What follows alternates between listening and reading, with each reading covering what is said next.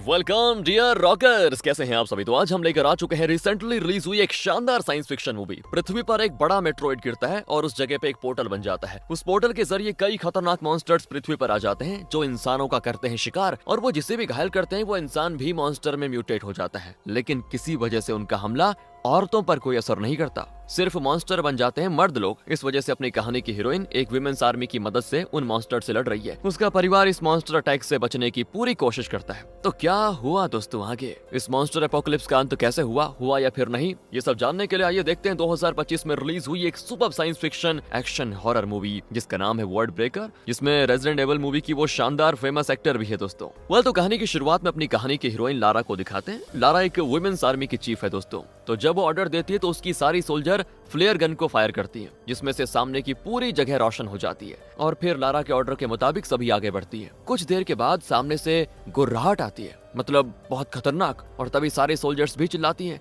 और तब दिखाते हैं दोस्तों कि सामने से कई मॉन्स्टर्स इन पे हमला करने के लिए आ रहे हैं। लारा अटैक का ऑर्डर देती है तो उसकी सोल्जर्स पूरे जोश में उन मॉन्स्टर्स पे हमला करती है। एक और एक घमासान युद्ध चल रहा है तो दूसरी ओर लारा की बेटी विला को दिखाते हैं जो कि एक सेफ जगह पे है। और लारा का पति जिसका नाम स्टीवन है दोस्तों, वो भी विला के साथ है। विला पूछती, पापा ये मॉन्स्टर्स आए कहाँ से थे? तो स्टीवन बताता है कि बेटा कई साल पहले पृथ्वी पर एक मेट्रोइड गिरा और उस जगह पे एक पोर्टल बन गया, जिसके जरिए ये सारे मॉन्स्टर्स पृथ्वी पे आने लगे और इंसानों पर बुरी तरह से हमला होने लगा। और वो मॉन्स्टर्स किसी पे छोटा सा खरोंच भी कर देते हैं तो उस ह्यूमन को भी वही वायरस इन्फेक्ट कर देता है और वो भी मॉन्स्टर्स बन जाते हैं, यानी कि म्यूटेट हो जाते हैं। लेकिन हाँ, अभी तक सिर्फ और सिर्फ लड़के और मर्द ही उनके हमले से म्यूटेट हुए हैं। औरतों में आज तक कोई भी उनके अटैक से म्यूटेट नहीं हुआ, इसलिए औरतें इन मॉन्स्टर्स के खिलाफ लड़ रही हैं। तुम्हारी माँ उन सब में से ज्यादा काबिल है, इसीलिए वो उनकी चीफ है। और जब ये युद्ध नहीं हो रहा होता तो लारा विला के साथ वक्त बिताती है। विला के जन्म से पहले ये मॉन्स्टर्स पृथ्वी पर आ चुके थे, और क्योंकि विला ने दूसरे एनिमल्स बर्ड्स वगैरह नहीं देखे थे तो लारा उसको डॉल्स के जरिए एनिमल्स बर्ड्स के बारे में सिखाया करती थी।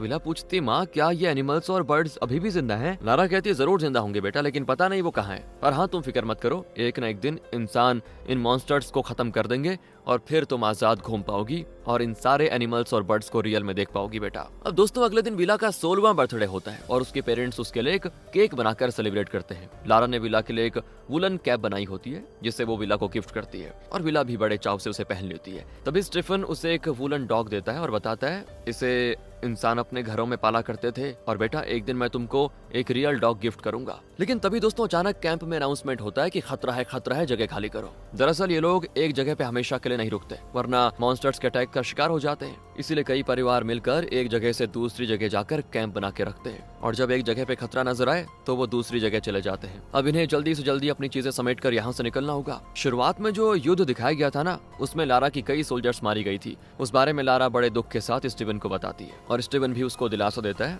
और पूछता है कि ये तुम्हारे गाल पे जो घाव है वो कब लगा? लारा कहती है कि इसको लगे हुए तो पूरे 72 घंटे हो चुके हैं। अगर मुझे म्यूटेट होना होता तो मैं कब की म्यूटेट हो चुकी होती। तुम फिक्र मत करो, वैसे भी मॉन्स्टर अटैक से औरतों को आज तक कुछ नहीं हुआ। फिर लारा के परिवार की तरह उस कैंप के और भी कई सारे परिवार कुछ गाड़ियों में वहां से निकलते हैं। सोल्जर्स उनको अलग अलग गाड़ियों में चढ़ा रही होती है। तो लारा विला से कहती कि बेटा मुझे अपनी सोल्जर्स के साथ जाना होगा, तुम पापा को तंग मत करना, उनकी बात ध्यान से सुनना। ये कहकर लारा स्टीवन और विला से विदा लेकर निकलती है। सारी गाड़ियां जाने लग जाती है। विला स्टीफन से चिपक जाती है और अपनी माँ की सुरक्षा के लिए भगवान से प्रार्थना करती है। और इस समय दोस्तों बहुत ही टेंस माहौल होता है। तब एक सोल्जर उनका मूड हल्का करने के लिए कहती है, शुरू में हमने सोचा था कि वो मॉन्स्टर्स औरतों को भी म्यूटेट करवा देंगे, लेकिन बाद में पता चला कि मॉन्स्टर्स अटैक से औरतों को कुछ नहीं होता। वैसे औरतों और मर्दों के ब्रेन स्ट्रक्चर्स काफी अलग है। मेल ब्रेन बॉडी साइज के कंपैरिजन में बड़े हैं, लेकिन उनके न्यूरल कनेक्शंस उतने ज्यादा नहीं है जितने की फीमेल्स के हैं। शायद इसी वजह से मेल आसानी से मॉन्स्टर्स का शिकार हो रहे हैं, जबकि उस वायरस का फीमेल्स पे अभी तक कोई असर नहीं पड़ा। तो विला उन सोल्जर्स की बातें सुनते हुए सो जाती है। अचानक कोई आवाज आती है और गन शॉट सुनाई पड़ते हैं। लगता है मॉन्स्टर्स को इस जगह का पता चल चुका है और सोल्जर्स उन्हीं को शूट कर रही है। विला बहुत डरी भी होती है, लेकिन स्टीवन उसको शांत करता है कि बेटा जब तक मैं हूँ तुम्हें कुछ नहीं होगा, डरो मत। अंदर बैठी हुई एक सोल्जर बाहर जाती है, लेकिन तभी एक मॉन्स्टर की दहाड़ सुनकर सभी अपनी सांसें रोककर चुपचाप अंदर बैठ जाते हैं। और जब माहौल जरा शांत हो जाता है तब उनको लगता है कि चलो मॉन्स्टर चला गया। लेकिन दोस्तों अचानक वो मॉन्स्टर एक औरत को पकड़कर बाहर खींच लेता है। डर के मारे सभी गाड़ी से उतरकर भागते हैं, लेकिन सामने से और मॉन्स्टर्स को पाकर वो दूसरी दिशा में भागते हैं। सोल्जर्स इनको बचाने के लिए मॉन्स्टर्स को शूट करती जाती हैं, लेकिन मॉन्स्टर्स आते ही जाते रहते हैं और कुछ लोगों पे हमला भी कर देते हैं। तो विला गाड़ी के नीचे छुप जाती है, लेकिन वहाँ भी एक मॉन्स्टर आकर उस पे घुर्राता है। पर तभी दोस्तों एक सोल्जर उन मॉन्स्टर को शूट कर देती है, लेकिन शूट करने से उनकी जान नहीं जाती। उन्हें जान से मारने का इकलौता तरीका है उनका सर धड़ से अलग कर देना। इसीलिए वो सोल्जर उस मॉन्स्टर का सर काट देती है और फिर पता चलता है कि विला को बचाने वाली वो सोल्जर कोई और नहीं बल्कि लारा ही थी। लारा फिर विला और स्टीवन से कहती है कि पास के जंगल के अंदर चले जाओ, फिलहाल वही एक सेफ जगह है और हाँ कहीं मत रुकना। इस बीच क्या होता है कि मॉन्स्टर्स ने एक बुजुर्ग आदमी पर अटैक किया होता है जिसकी वजह से वो म्यूटेट हो रहा था। ऐसे में उसको जान से मारने के अलावा कोई रास्ता नहीं होता, वरना वो दूसरे आदमियों को इन्फेक्ट करेगा। इसीलिए ना चाहते हुए भी एक सोल्जर उसको जान से मार डालती है और अब स्टीफन और विला के साथ बाकी लोग भी जंगल की ओर जाने लग जाते हैं। लेकिन दोस्तों लारा और दूसरी सोल्जर्स वहीं पे रुक जाती हैं ताकि मॉन्स्टर से इन लोगों को बचा सके। स्टीवन समझ जाता है कि लारा अपनी जान देने के लिए तैयार हो गई है। बहुत ही इमोशनल होकर उसे गुड बाय कह के जाता है। अब अगली सुबह दिखाते हैं कि सारे लोग जंगल में अलग अलग दिशाओं में जा चुके हैं। स्टीफन और विला एक झील के पास पहुंच जाते हैं जहां एक बोट होता है। स्टीवन उस बोट को चेक कर रहा होता है और तभी जंगल से किसी की आवाज आती है। विला कहती है कि पापा लगता है कोई मुसीबत में है, आप प्लीज जाकर उसकी मदद कीजिए ना। स्टीवन कहता है कि नहीं बेटा, फिलहाल हम किसी पर भी विश्वास नहीं कर सकते। वो कोई इन्फेक्टेड या म्यूटेटेड इंसान भी तो हो सकता है जिससे हमें खतरा होगा। और तब जंगल से एक आदमी निकलता है जो कहता है वो मेरा बोट है, तुम उससे क्या कर रहे हो? स्टीवन कहता है हम बोट को कुछ नहीं कर रहे, हम तो खाने की तलाश में हैं। फिर वो आदमी गन दिखाकर कहता है कि झूठ मत बोलो, सच बताओ तुम क्या लेने के लिए आए थे। इतने में पीछे से कोई आवाज सुनकर वो आदमी मुड़ता है तो स्टीवन उसकी पीठ पर एक मॉन्स्टर के काटने का निशान देख लेता है। मतलब ये आदमी म्यूटेट हो रहा है दोस्तों और जल्द ही बन जाएगा मॉन्स्टर। अब स्टीवन कहता है कि तुम सच कह रहे थे, मैं बोट की तलाश में ही यहाँ पे आया था, लेकिन तुम्हारे बोट में फ्यूल नहीं है। पर मैं एक जगह जानता हूँ जहाँ बहुत सारा फ्यूल है, अगर तुम वहाँ जाकर फ्यूल ले लोगे तो कम से कम तुम तो अपनी बोट में यहाँ से बच निकल पाओगे। ये सुनकर वो आदमी स्टीवन के साथ चल देता है। उसको जंगल में ले जाकर स्टीवन उसको अपना चाकू से मार डालता है और फिर वापस आकर विला के साथ उस बोट में बच निकलता है। बहुत दूर सफर करने के बाद वो एक आइलैंड पे पहुंच जाते हैं जहाँ पे कोई नहीं रहता। स्टीवन और विला वहीं पे रहने लगते हैं और विला रोज उस आइलैंड की एक ऊंची जगह पे जाकर बैठ जाती है और उस जगह को देखती रहती है जहाँ से वो आए थे। वहाँ अब भी दोस्तों हर वक्त युद्ध ही चल रहा है। एक दिन वो एक समुद्री पक्षी को उड़ते हुए देखती है और पहली बार था ये जब वो किसी पक्षी को देख रही है। बहुत ही एक्साइटेड होती है। वो उसका पीछा करते करते पहाड़ों के बीच उसके घोंसले तक पहुंच जाती है और जब पक्षी वहाँ नहीं होता तो वो उसके घोंसले में रखे 4 अंडों में से 3 ले लेती है और कहती है सॉरी हमारे पास खाने की कमी है, इसीलिए 3 अंडे लेकर 1 अंडा छोड़ जाती है। कहती है कि इससे तुम अपना परिवार बढ़ा लेना, मतलब वो बर्ड को कह रही है। इस तरह खुद से बातें करके वो 3 अंडे लेकर घर आ जाती है और जब स्टीवन को पता चलता है तो वो डांटता है उसको कि देखो आइंदा कभी मुझे बिना बताए ये सब मत करना, और तुम उतनी ऊंचाई पर अकेली चढ़कर कैसे गई, गिर गई तो खैर जाकर खाना बनाने की तैयारी करो, मैं लकड़ियां काट कर लाता हूँ। लेकिन विला को खाना पकाना बिल्कुल अच्छा नहीं लगता दोस्तों और कहती है मैं भी लकड़ी काटना सीखूंगी पापा, मुझे भी आपके साथ जाना है, मैं माँ की तरह एक वीर बनना चाहती हूँ। तो स्टीवन कहता है ये बात है तो ठीक है, मैं तुम्हें लड़ने की ट्रेनिंग देता हूँ। ये कहकर वो विला के साथ लड़ने लगता है। स्टीवन के पैर में चोट आई होती है दोस्तों जिसकी वजह से वो ठीक से चल नहीं पाता, लेकिन फिर भी वो विला को आसानी से हरा देता है। पर वो कहता है कि तुम सच में अपनी माँ की तरह वीर हो बेटा, काफी अच्छा लड़ लेती हो, इसीलिए कल से मैं तुम्हें तुम्हारी ट्रेनिंग शुरू करा दूंगा। अब स्टीवन अंदर जाकर उन अंडों को पकाता है। विला आईने में देखकर बहुत उदास हो जाती है। कहती है जब माँ थी तो वही मेरे बाल बनाती थी। तो स्टीवन कहता है तो क्या हो गया, मैं हूं ना, मैं बाल बना देता हूँ। कहकर वो लारा की तरह विला के बालों में कंघी करता है और बताता है कि सिर्फ तुम ही नहीं, मैं भी तुम्हारी माँ को बहुत मिस करता हूँ बेटा। दोनों एक दूसरे को हक करते हैं दोस्तों और कुछ अच्छी बातें करते हैं। स्टीवन हमेशा विला को एक कहानी सुनाता था जिसमें एक हट्टा कट्टा सुपर हीरो एक तेज धार वाली कुल्हाड़ी से हजारों मॉन्स्टर्स को काट फेंकता था। विला कहती है और कितने दिन मुझे ये बनी बनी कहानी सुनाते रहोगे पापा, मैं जानती हूँ कि ऐसा कोई भी आदमी पैदा नहीं हुआ जो इतने सारे मॉन्स्टर्स को काट के फेंक सके, कहीं आप अपनी खुद की लाइफ में हुई लड़ाई को बढ़ा चढ़ाकर तो नहीं कह देते। और स्टीवन को हंसी आ जाती है क्योंकि विला ने उसको पकड़ लिया था। दरअसल जब ये मॉन्स्टर्स पहली बार पृथ्वी पर आए थे ना तो स्टीवन उनसे खूब लड़ा और उसी ने पता लगाया था कि मॉन्स्टर्स बुलेट से नहीं बल्कि सर कटने से मरते हैं। अब स्टीवन विला को बताता है कि ये मॉन्स्टर्स बेटा हमेशा हमेशा के लिए यहाँ नहीं रहेंगे, ऐसा वक्त भी आएगा जब सभी इंसान मिलकर इन्हें पूरी तरह से खत्म कर देंगे, लेकिन तब तक हमें ये बात अपनी आने वाली पीढ़ी को बताते रहना होगा कि इन मॉन्स्टर का सर काट कर ही इनको खत्म किया जा सकता है। अगले दिन की बात है, स्टीवन तट पे जाकर कुछ लैंड माइन सेट करता है। फिलहाल तो मॉन्स्टर्स पानी में स्विम करके यहाँ नहीं आ सकते, लेकिन अगर किसी दिन वो इवॉल्व होकर स्विम करके यहाँ पे आ गए तो इस लैंड माइन पे पैर रखते फट कर मर जाएंगे। इसीलिए स्टीवन इन लैंड माइंस को सेट कर रहा है। फिर वो विला के साथ तट पे बैठा बाइनोकुलर से उन मॉन्स्टर्स को देखकर बताता है कि इन मॉन्स्टर्स की आंखें नहीं है लेकिन दूसरे सेंसेस काफी स्ट्रांग है, और अगर उसने किसी इंसान को अटैक कर दिया तो उस इंसान के ब्रेन का सारा इन्फॉर्मेशन अपने अंदर वो डाउनलोड कर सकता है। इसके बाद तो स्टीवन विला को एकदम मिलिट्री वाली ट्रेनिंग देता है और विला भी काफी जल्दी सीख जाती है दोस्तों। खासकर जब वो तलवार चलाती है तो स्टीवन को लगता है जैसे कि वो लारा को देख रहा हो, मतलब बड़ा अच्छा चलाती है। फिर स्टीवन एक जगह जाता है जहाँ वो कुछ पौधे उगा रहा होता है। वहाँ पे कोई चीज देखकर वो बहुत खुश होता है और उसको लेकर विला के पास आ जाता है। विला पूछती है पापा आपके हाथ में क्या है? तो वो कहता है कि गेस करो, बोलो ना पापा, कहीं कोई कीड़ा तो नहीं है? स्टीवन हाथ खोलता है दोस्तों तो अंदर स्ट्रॉबेरीज होती हैं, पर विला को पता ही नहीं था कि ये क्या है। तो वो कहता है जरा चख कर देखो। विला उसे खाकर बिल्कुल हैरान रह जाती है कि ये कौन सा फ्रूट है पापा जो इतना टेस्टी है। तब स्टीवन कहता है कि बेटा इसको स्ट्रॉबेरीज कहते हैं। मैंने सोचा था कि स्ट्रॉबेरीज उगना ही बंद हो गए हैं, लेकिन इस आइलैंड में उग रहे हैं, बड़ा हैरानी वाली बात है। फिर वो विला को स्ट्रॉबेरीज के बारे में बहुत कुछ बताता है। अब अगले दिन विला एक छोटे से झरने के पास जाती है जहाँ से वो रोज पानी लेके आती है। पानी लेकर वो समुद्र तट से होकर वापस आ रही होती है तो एक लड़की को देखकर वो चिल्लाने लग जाती है कि आगे मत बढ़ो, वहीं रुक जाओ। दरअसल वो लड़की उस लैंडमाइन पर पैर रखने वाली थी जो कि स्टीवन ने मॉन्स्टर्स के लिए बिछाए हुए थे। वो लड़की घबरा के रुक जाती है। फिर विला उसके थोड़े पास जाकर कहती है कि बिल्कुल मत हिलो और एकदम पीछे चले जाओ और थोड़ा सा घूमकर इस तरफ देखो। दरअसल वो लड़की बाल बाल बच गई थी, क्योंकि अगर वो एक कदम भी आगे रखती तो माइन पर पैर रखते फट जाता, वो बेचारी की जान चली जाती। अब वो बहुत डरी भी है। अब विला तो उसको घर लेके जाना चाहती है, लेकिन वो डर के मारे नहीं आना चाहती। इसलिए विला उसको एक गुफा में लेके जाती है जहाँ वो अक्सर जाया करती थी। जब वो लड़की थोड़ी नॉर्मल होती है तो विला पूछती है अपने बारे में बताओ ना कुछ। वो अपना नाम रोजी बताती है दोस्तों और कहती है मैं, मेरे पापा और मेरा भाई तीनों बोट पे जा रहे थे। पापा ने कहा था कि मॉन्स्टर स्विम नहीं कर सकते, लेकिन अब तो वो स्विम करने लगे और उन्होंने हमारे बोट पे हमला कर दिया जिसमें मेरे पापा और भाई दोनों मारे गए। सिर्फ मैं जिंदा बच गई हूँ, कहकर बेचारी रो पड़ती है। रोजी के सर से खून निकल रहा होता है। विला पूछता है ये कैसी चोट है? तो वो बताती है कि बोट से मेरा सर किसी चीज से टकरा गया था, बस उसी का ये घाव है।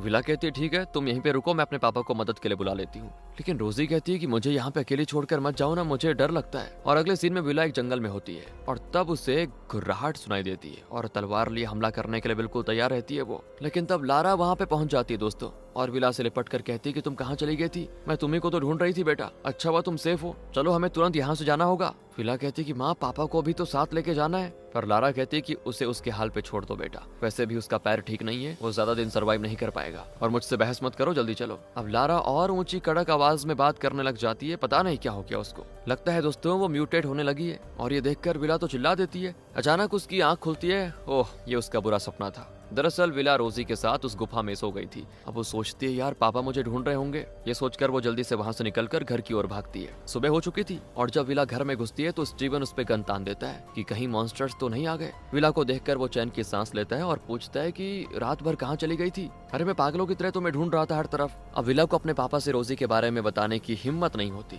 इसलिए वो कहती कि पापा मैं जंगल के अंदर भटक गई थी, जैसे मुझे रास्ते का पता चला मैं वापस आ गई। तो स्टीवन कहता है कि चलो शुक्र है तुम सेफ हो, वैसे हम जो कैन फूड लाए थे वो लगभग खत्म हो चुके हैं। मैं जो पौधे उगाने की कोशिश कर रहा था वो भी उग नहीं रहे, इसलिए अब से हमें थोड़ा कम खाने की आदत डालनी होगी, वरना हम ज्यादा दिन सरवाइव नहीं कर पाएंगे। ठीक है पापा, लेकिन आपके पास गन कहाँ से आया? तो स्टीवन बताता है कि पिछले साल मैंने उस बोट वाले आदमी का कत्ल कर दिया था, क्योंकि वो म्यूटेट हो रहा था और उसे जिंदा छोड़ देता तो वो हम दोनों को मार डालता। ये उसी की गन है। एक बात याद रखना बेटी, ऐसा नहीं है कि औरतें कभी भी म्यूटेट नहीं होती, मॉन्स्टर्स भी इवॉल्व होंगे जिसकी वजह से औरतों के इन्फेक्ट होने के चांसेस भी बढ़ जाएंगे। अगर ऐसा हुआ तो औरतें भी मॉन्स्टर्स से म्यूटेट हो जाएंगी और फिर सब खत्म हो जाएगा। लेकिन हाँ, अगर कोई मॉन्स्टर अटैक के 72 घंटे के बाद भी म्यूटेट नहीं होता तो उसके मॉन्स्टर बनने के चांसेस बहुत कम हो जाते हैं। और जब स्टीवन सो जाता है तो विला देखती है कि सिर्फ 2 फूड कैंस बचे हुए हैं। उनमें से एक को लेकर वो गुफा में जाती है। रोजी कैन खोलकर तुरंत पूरा खाना खा जाती है दोस्तों। अब उसको खाते देखकर विला समझ जाती है कि बेचारी बहुत ही भूखी है। रोजी पूछती है क्या तुम अकेली हो?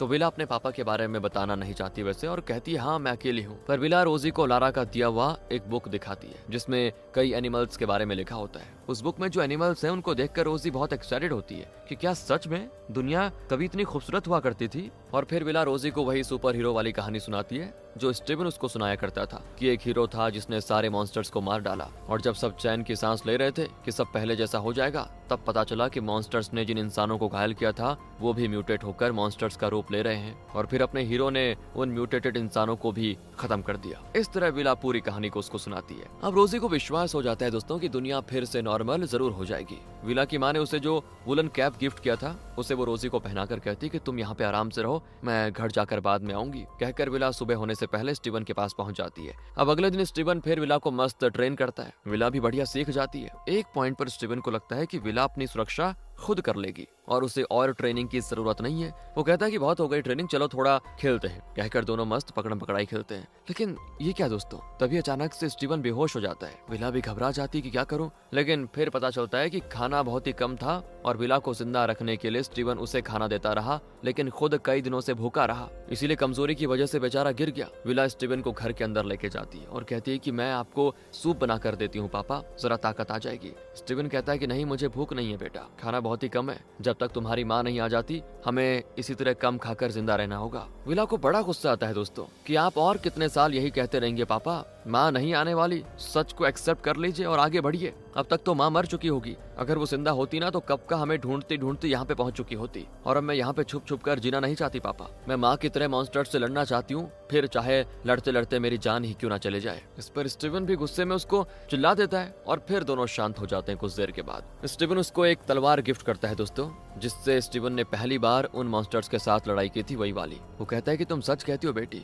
तुम अपनी माँ की तरह वीर हो और तुम्हें मॉन्स्टर्स से लड़ने के लिए इस तलवार की जरूरत होगी, अब मुझे इसकी कोई जरूरत नहीं है। विला बड़ी खुश होती है क्योंकि वो इसी पल के इंतजार में थी। वो स्टीवन को थैंक करती है। स्टीवन कहता है कि तुम्हारे अलावा इस तलवार को कोई और डिजर्व नहीं करता बेटा। विला तलवार लेकर कहती है कि मैं जरा बाहर घूम के आती हूँ, हो सके तो खाने के लिए कुछ न कुछ ढूंढ लाऊंगी। कहकर वो बाहर जाती है और समुद्र तट पे जाकर उस तलवार को हवा में चलाकर खुश हो लेती है। फिर वो उस गुफा में जाती है, लेकिन वहाँ रोजी नहीं होती। और तो और दोस्तों वो कैप और बाकी सारी चीजें भी तहस नहस पड़ी होती है। विला को बड़ा दुख होता है और हैरानी भी कि ऐसे कैसे हो गया, क्योंकि ये कैप तो उसकी माँ की निशानी है। तब विला को कोई आवाज आती है और वो उसी दिशा में जाती है। वहाँ बैठी होती है रोजी। विला उसके पास जाते हुए कहती है कि तुमने इन चीजों को डैमेज क्यों किया, लेकिन उसका चेहरा देखकर विला हो जाती शॉक, क्योंकि वो भी मॉन्स्टर में म्यूटेट हो रही थी दोस्तों, और सीधे विला पे हमला करने आती है। अब स्टीवन ने विला को काफी ट्रेनिंग दी थी, लेकिन इस पल में उसे वो सब याद नहीं रहता और उस मॉन्स्टर के साथ फाइट करने के बजाय विला बातचीत से उसको समझाने की कोशिश करती है। वो तो अच्छा हुआ कि इतने में स्टीवन वहाँ पे आ जाता है और उस मॉन्स्टर्स को शूट कर देता है। तब वो मॉन्स्टर विला को छोड़कर स्टीवन की ओर जाती है। स्टीवन के गन में बुलेट्स खत्म हो जाते हैं तो वो अपनी तलवार से उस मॉन्स्टर का सर काट देता है। इस तरह विला बच जाती है, उसका पापा भी।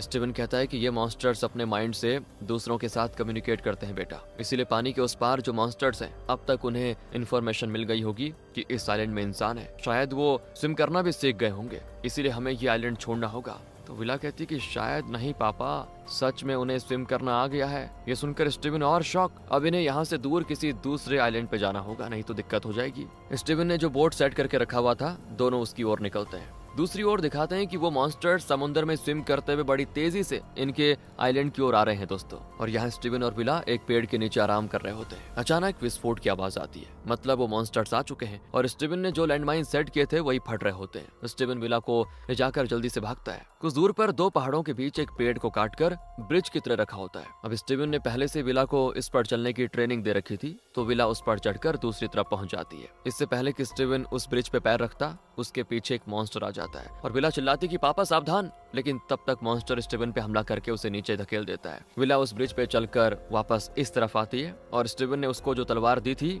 उससे मॉन्स्टर का सर काट देती है। लेकिन एक दिक्कत ये हो गई है कि मॉन्स्टर और ज्यादा इवॉल्व हो चुके हैं, इसीलिए अब सर कट के जाने के बाद भी उनके ब्रेन्स उनकी बॉडी को सिग्नल भेजते रहते हैं, जिसके जरिए उनका शरीर हमला करना जारी रखता है। विला भी चौंक जाती है, लेकिन उस मॉन्स्टर से लड़ते लड़ते विला ब्रिज में पीछे जाने लग जाती है। एन वक्त पे क्या होता है कि स्टीवन उस मॉन्स्टर के सर को पूरी तरह कुचल देता है, जिसकी वजह से उसकी बॉडी पहाड़ से नीचे गिर जाती है। तब स्टीवन उसको बताता है कि मॉन्स्टर्स और भी इवॉल्व हो गए हैं बेटा, अब सिर्फ सर काटना काफी नहीं है, उनके ब्रेन को भी कुचल देना होगा। ये बात याद रखना और आगे आने वाली पीढ़ी को बताते रहना। दोनों कुछ दूर भागते हैं, लेकिन स्टीवन एक जगह गिर जाता है। उसका पैर अब मतलब बिल्कुल चलने लायक नहीं है, वो बुरी तरह डैमेज हो चुका है। तभी वहाँ पे एक मॉन्स्टर आ जाता है, लेकिन अब की बार विला स्टीवन की मदद के बिना खुद ही अपनी तलवार से उसको मार देती है, 2 टुकड़े कर देती है उसके ब्रेन के 2 हिस्से हो जाते हैं, वो मर जाता है। ऐसी और भी कई मुश्किलों का सामना करके दोनों बीच के पास पहुंच जाते हैं। स्टीवन कहता है कि अब तुम्हें खुद अपना ख्याल रखना होगा बेटा। वो विला को बोट के बारे में समझाता है और बताता है कि उसे कैसे पानी में उतारना होता है और कैसे चलाना होता है। तो विला कहती पापा एक बात बताओ, ये मुझे क्यों बता रहे हो आप तो मेरे साथ आने वाले हो ना, चलो ना हम दोनों बोट में चले जाते हैं। लेकिन स्टीवन अपना शर्ट हटाता है तो पता चलता है कि उस मॉन्स्टर के अटैक से स्टीवन घायल हो गया और बहुत ही जल्दी वो भी मॉन्स्टर बन जाएगा। विला तो ये बात एक्सेप्ट ही नहीं कर पाती, रोती है कि पापा आपके अलावा मेरा कोई नहीं है और आप प्लीज मेरे साथ चलिए ना, आपको कुछ नहीं होगा। इतने में दोस्तों वहाँ मॉन्स्टर्स की दहाड़ सुनाई देती है। तो स्टीवन कहता है कि बेटा तुम खुद अपनी माँ जैसी वीर बनना चाहती थी ना, एक मॉन्स्टर वॉरियर बनना चाहती थी ना, अब वक्त आ चुका है, तुम जल्दी से जल्दी निकल जाओ, उन मॉन्स्टर्स को मैं रोक लूंगा। कहकर स्टीवन उन मॉन्स्टर्स के साथ लड़ने को तैयार हो जाता है और विला उसकी बात मानकर जल्दी से उस बोट के पास जाकर रस्सी को कट कर देती है। लेकिन बोट नीचे जाने का नाम ही नहीं लेता। विला उसको धक्का देती भी है तो जरा नीचे जाता है, लेकिन फिर रुक जाता है। वो फिर से जोर लगाती है तो थोड़ा और आगे जाकर फिर रुक जाता है। उसकी समझ में कुछ आता नहीं कि क्या करूं और वो मुड़कर अपने पापा को देखती है। पर स्टीवन ने म्यूटेट होना शुरू कर दिया था। वो जल्द ही मॉन्स्टर बन जाएगा। और तब विला फैसला करती है कि अब उसे खुद ही अपनी सुरक्षा करनी होगी, उसे अपने ही बल पे सरवाइव करना होगा। और वो अपनी तलवार निकालकर उन मॉन्स्टर से लड़ने को तैयार हो जाती है। और स्टीवन को बहुत खुशी होती है कि अब उसकी बेटी को उसकी जरूरत नहीं है, क्योंकि वो खुद अपना ख्याल रखने के काबिल बन चुकी है। और तभी समंदर में कोई आवाज आती है। वो मुड़ती है, देखती है कि उसकी माँ लारा अपनी टीम के साथ विला को रेस्क्यू करने आ गई है। मतलब लारा मरी नहीं थी दोस्तों, लारा को कहीं से एक डॉग मिला था और विला को असली डॉग दिखाने के लिए वो उसे अपने साथ लाई थी। इसी बीच उस आइलैंड पे ढेरों मॉन्स्टर्स इन पे अटैक करने आ जाते हैं, लेकिन अब विला को उनसे डर नहीं लगता और वो तलवार ऊंची करके मॉन्स्टर्स को ललकारती है और उनसे लड़ने के लिए बिल्कुल तैयार होती है। वो जानती है कि अब उसकी माँ उसके साथ है, इसलिए उसको किसी से डरने की जरूरत नहीं है। और इसी के साथ दोस्तों ये कहानी यहाँ पे खत्म हो जाती है। वेल, अगर ये वीडियो अच्छी लगी हो तो लाइक करें, शेयर करें। मिलते हैं आपसे अगली वीडियो में। ध्यान रखेगा अपना and finally thanks for watching.